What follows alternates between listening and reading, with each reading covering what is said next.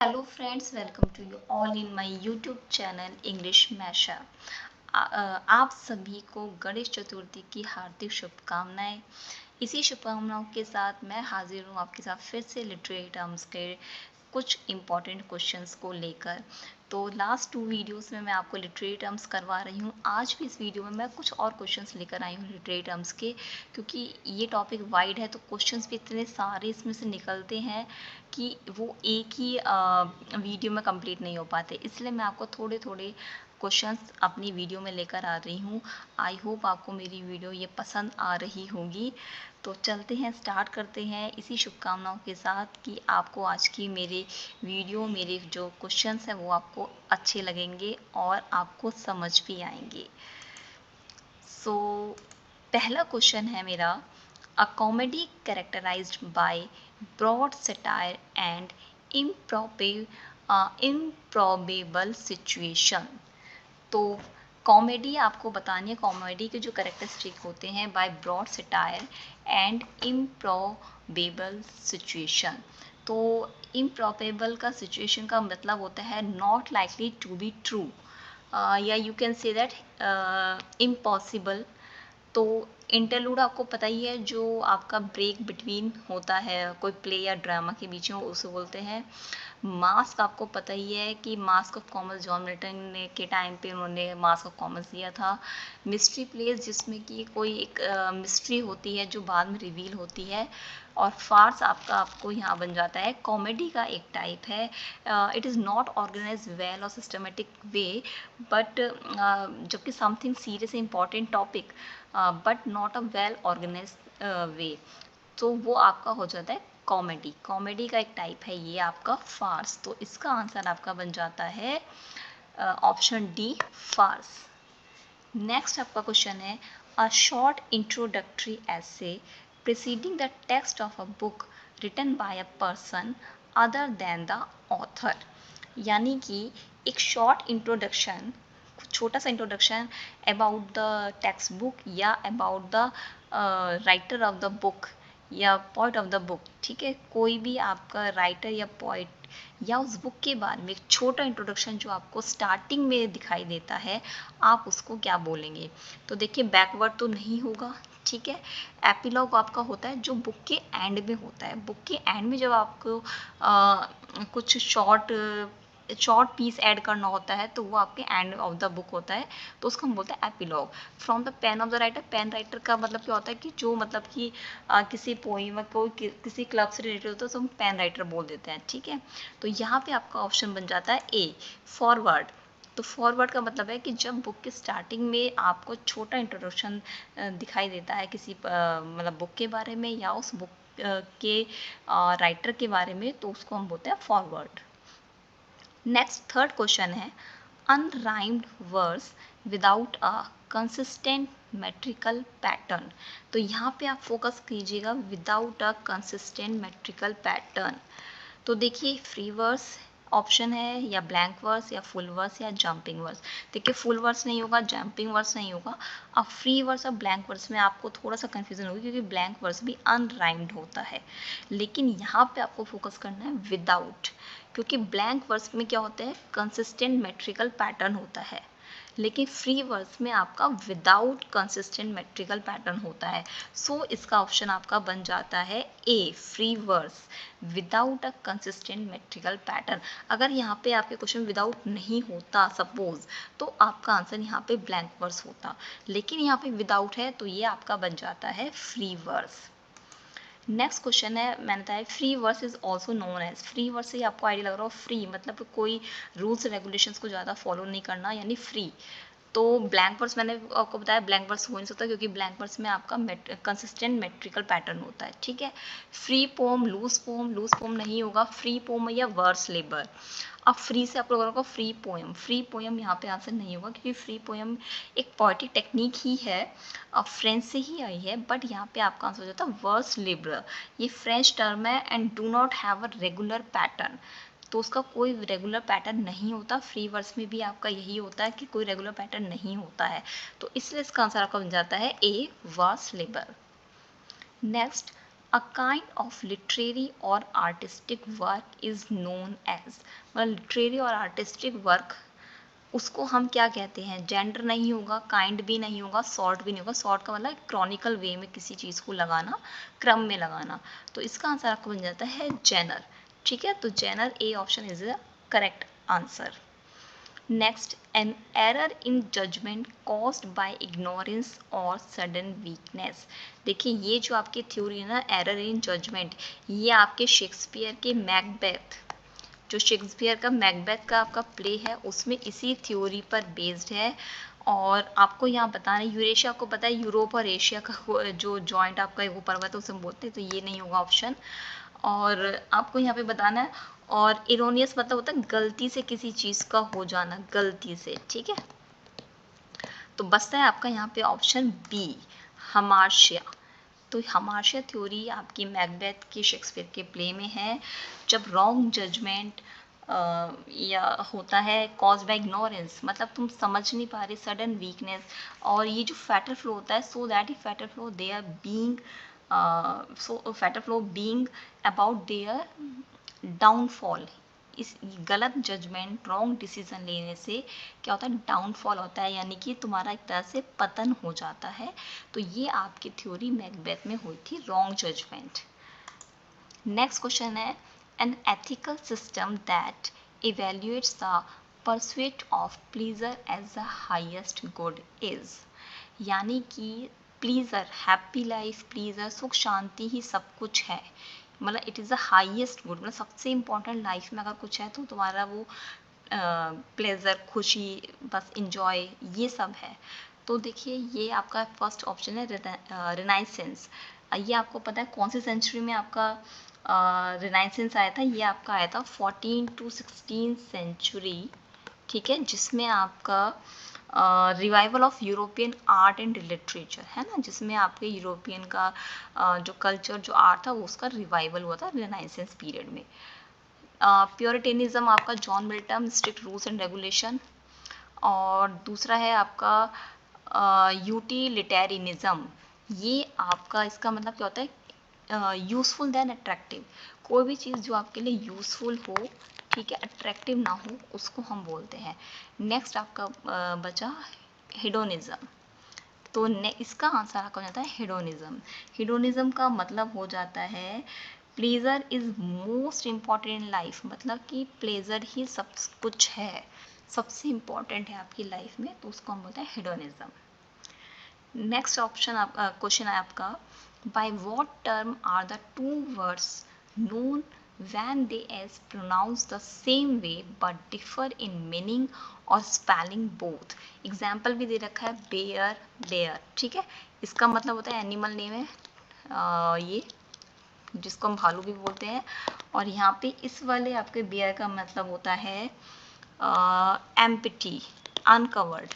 ठीक है, लेकिन दोनों का क्या प्रोनाउंसिएशन सेम है but different in spelling and meaning also, तो वो आपका आंसर हो जाता है। बताइए, होमोसेपियंस नहीं होगा, होमोफोन या होमोसाउंड, ये आपका हो जाता है होमोफोन। नेक्स्ट क्वेश्चन है, by what term are the two words known when they are pronounced and spelled the same way but have different meaning। अब आपका यहाँ पर देखिए स्पेलिंग भी सेम है, प्रोनाउंसिएशन तो ऑब्वियसली सेम ही हो, जब स्पेलिंग सेम है, लेकिन डिफरेंट मीनिंग, यानी एक ही वर्ड का different meaning, according to situation उसका मीनिंग चेंज होना, तो उसे हम बोलते हैं, आपका यहाँ पे ऑप्शन हो जाता है होमोनिम। होमोफोन्स नहीं हुआ, क्योंकि होमोफोन्स में आपका क्या होता है, स्पेलिंग डिफरेंट होती है, प्रोनाउंसिएशन सेम होता है। ठीक है, लेकिन होमोनिम में आपका क्या होता है, प्रोनाउंसिएशन और स्पेलिंग सेम होती है, बट आपका meaning according to situation, according to condition change होता है। नेक्स्ट क्वेश्चन है, the four fluids of the body are said to be determining the physical and mental qualities of human beings. These are humors, blood, phlegm, cooler.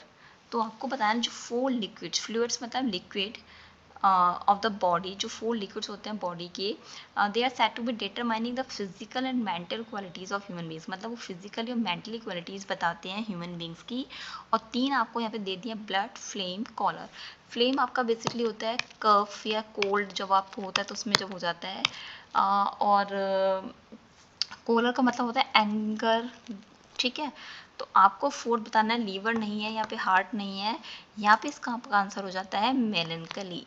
मेलनकली यानी उदासी, दुख।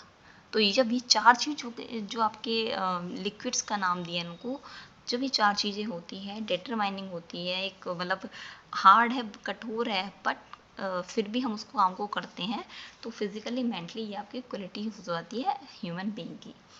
Next, someone who tries to destroy traditional ideas और institutions, जो पुराने रीति रिवाज और traditions को तोड़ना चाहता है, तोड़ने की कोशिश करता है, तो उसको हम क्या बोलते हैं? देखिए, एथियस्ट का मतलब हो गया who does not believe in believe in God, does not believe in God, यानी कि जो भगवान में विश्वास नहीं करता। डिस्ट्रॉयर जो मतलब बिल्कुल ही ख़त्म करने वाला होता है, उसे बोलते हैं। यहाँ पे आपका ऑप्शन बन जाता है आइकोनोक्लास्ट। ये आपका जॉन मिल्टन ने भी आइकोनोक्लास्ट के बारे में कहा कि हाई रिच सोसाइटी वाले जो रूल्स रेगुलेशन और ये सब उसमें रहते हैं, तो इसके बारे में। तो ऐसे ही iconoclast who try to destroy traditional ideas और institutions. Next, a short descriptive poem of rural और पेस्टोरल लाइफ। देखिए, पेस्टोरल लाइफ पे मैंने अभी जो लास्ट 2 वीडियोस लिए हैं उसके में भी क्वेश्चंस आए हैं, बहुत ही इंपॉर्टेंट है। लाइसिडास आपकी पेस्टोरल एलिजी है जो कि जॉन मिल्टन ने लिखी हुई है। और यहाँ पे आपको बताना है कि शॉर्ट डिस्क्रिप्टिव पोम उसे हम क्या कहते हैं। देखिए, इसमें आपका लिरिक नहीं होगा, और ये पैट्रियोटिज्म भी नहीं होगा, अर्कैडिया भी नहीं होगा, तो आपका बचता है यहाँ पे एडिल। ये एडिल ऑफ ग्रीक, जिसके पोइट हैं थियोक्रेटिस, ठीक है। ये अपीयर हुआ था, जो पेस्टोरल लाइफ है, जो रूरल लाइफ के बारे में लिखा था, एडिल ऑफ ग्रीक, जिसके पोइट थियोक्रेटिस से उन्होंने ये लिखा था, और जो कि रूरल और पेस्टोरल लाइफ पे बेस्ड थी, ठीक है। तो अकॉर्डिंग टू ऑप्शंस, क्योंकि ऑप्शन में कई बार एडिल ऑफ ये भी आ जाता है ग्रीक, और आपका दूसरा ऑप्शन भी आता है पेस्टोरल का, तो ये ऑप्शन के अकॉर्डिंग आपको आंसर देना होगा, क्योंकि कई सारे इसके नाम हैं और इसके अकॉर्डिंग ये नाम जो है ऑप्शंस आपके चेंज हो जाते हैं। मैंने पेस्टोरल्स भी आ सकता है इसमें, इकोलॉग भी आ सकता है, ठीक है। नेक्स्ट क्वेश्चन आपका आता है यहाँ पे, who was the first writer of idylls in Greek, जो कि मैंने अभी बताया इस क्वेश्चन में कि इडिल ऑफ ग्रीक के पोइट थे आपके थियोक्रेटस, ठीक है। A short lyric or a narrative song with a recurrent refrain। Short lyric है, नैरेटिव सॉन्ग है, रिफ्रेन मतलब रिकरेंट, बार बार जो चीज़ होती है, रिफ्रेन रोकना होता है, बेसिकली मना करना, ठीक है, रिकरेंट बार बार होना।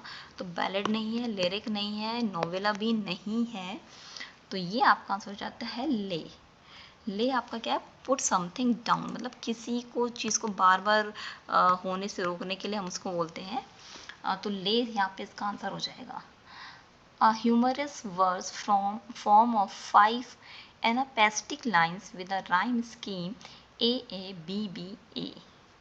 तो देखिए, मैंने जो लिटरेरी फॉर्म्स की मेरी वीडियो है, मैंने उसको मैं आपको बताया है कि पेंटामीटर क्या होता है, क्वार्टरिंग क्या होता है, कपलेट क्या होता है, वीडियोस में भी मैंने आपको कई बार डिस्क्राइब करा है। तो एनापेस्टिक बेसिकली क्या होता है, two unstressed syllable followed by stress syllable, ठीक है। तो एनापेस्टिक की मैंने आपको डेफिनेशन बता दी है, two unstress syllable follow by one stress syllable. मतलब कि जैसे मैंने यहाँ पे एग्जांपल लिखती हूँ, मैंने यहाँ पे लिखा आपको अंडरस्टैंड, ये अंडरस्टूड।